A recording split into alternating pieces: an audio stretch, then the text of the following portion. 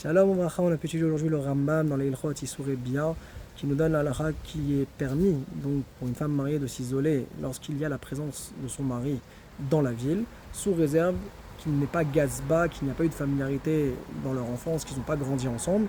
Dans ce cas-là, ce serait interdit.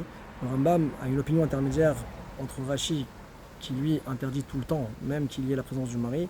Tosfot, lui, permet si Baala Ba'ir. On a vu également le Psak-Din du Trumat HaDeshen que si le mari a mis en garde sa femme de ne pas s'isoler, alors on ne pourra pas permettre à cette femme de s'isoler lorsqu'il y aura la présence du mari dans la ville, étant donné qu'elle a déjà montré un caractère de désobéissance et d'insolence vis-à-vis de son mari. La présence du mari dans la ville n'arrange en rien, et cette halakha-là, elle est juste, même d'après Tosfot, qui eux viennent et tranchent que quand Pétar Patouar les Shtarabim, que la porte est ouverte dans le domaine public, alors déjà il y aura le Issour pour la femme qui a été mise en garde par son mari, donc à plus forte raison pour le cas où le mari est simplement présent dans la ville. Le Shulchan Aruch tranche la halakha comme le Rambam et le Trumat HaDeshen.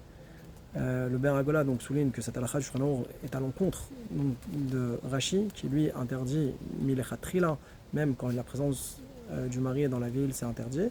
On a vu le Bar qui précise qu'il y aura un digne de Malkout pour l'homme qui s'est isolé donc avec la femme mariée.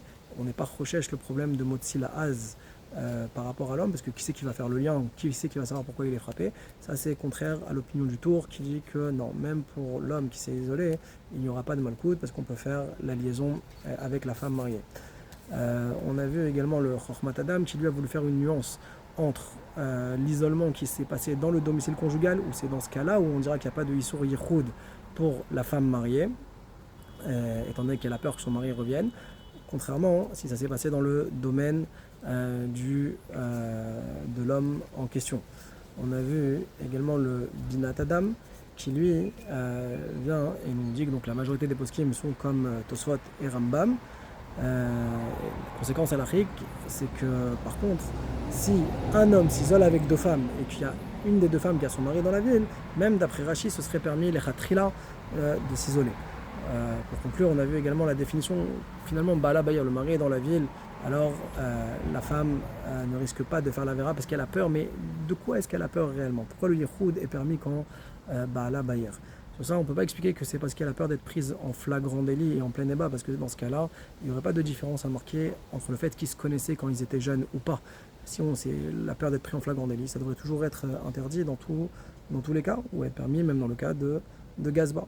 Et donc en fin de compte, la réponse est que elle a peur de ne pas pouvoir se justifier pourquoi elle est en présence de cet homme-là à la maison. Donc si c'est Gazba ou que le mari lui a donné la permission, alors elle peut justifier pourquoi elle est avec lui.